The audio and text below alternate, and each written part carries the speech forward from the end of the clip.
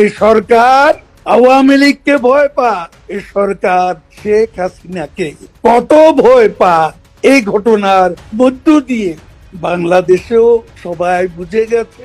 আমাদের দলের প্রতিষ্ঠা বার্ষিকীর মতো একটা নিরীহ কর্মসূচির বিরুদ্ধে যেভাবে খড়গহস্ত সরকার 6 জেলায় হাজার হাজার সেনা মোতায়েন, বাংলাদেশে লক্ষ বিজিবি এবং পুলিশ মোতায়েন কিরকম ভয় তারা পেয়ে গেছে।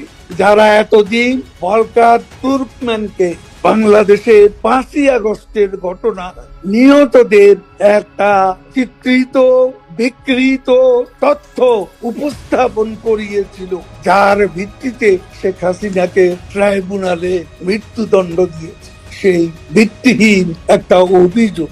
আজকে আমরা আজ এটাই মনে করি যে আমাদের আন্দোলন আপনার নেতৃত্বে যে আপসীম প্রতিরোধ, এই প্রতিরোধ চলছে।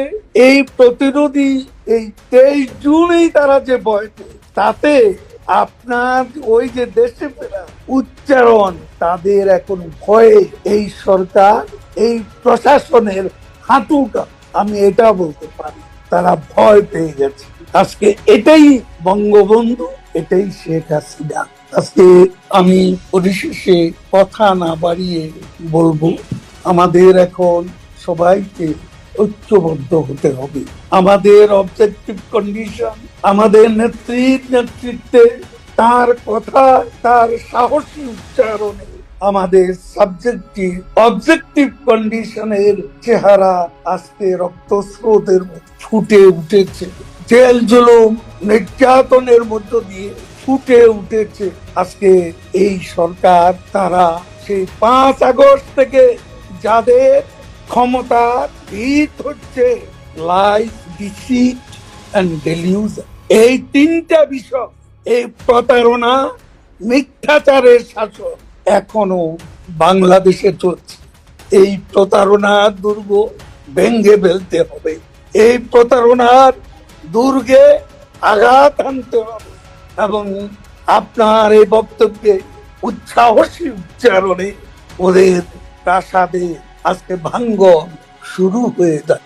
তার এই বক্তব্যের বাস্তবতা বাংলাদেশে হবে এ ব্যাপারে মানুষ যেমন নিশ্চিত, আমাদের প্রতিপক্ষরাও, আমাদের শত্রুরাও অনেকে নিশ্চিত হয়ে গেছে। এই দুটি বক্তব্যের জন্য নেত্রী আপনাকে স্যালিউট করি।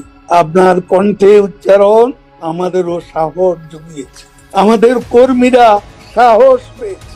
আজকে নেত্রী, আপনার গত 1 বছরের অধিক সময়ে আপনার যে পরিশ্রম, আপনার যে ত্যাগ, সারা বাংলাদেশে কর্মীদের সাথে আপনার যে সংযোগ, সেটা কিন্তু বৃথা যায়নি। আমি এজন্যই বলবো যে সেটা বৃথা যায়নি, কারণ আপনার আমাদের দলের প্রতিষ্ঠা বার্ষিকীর মতো একটা নিরীহ কর্মসূচির বিরুদ্ধে যেভাবে খড়গহস্ত সরকার 6 জেলায় হাজার হাজার সেনা মোতায়েন, বাংলাদেশে লক্ষ বিজিবি এবং পুলিশ মোতায়েন কিরকম ভয় তারা পেয়ে গেছে। এই সরকার আওয়ামী লীগকে ভয় পায়, এই সরকার শেখ হাসিনাকে কত ভয় পায় এই ঘটনার মধ্য দিয়ে বাংলাদেশেও সবাই বুঝে গেছে।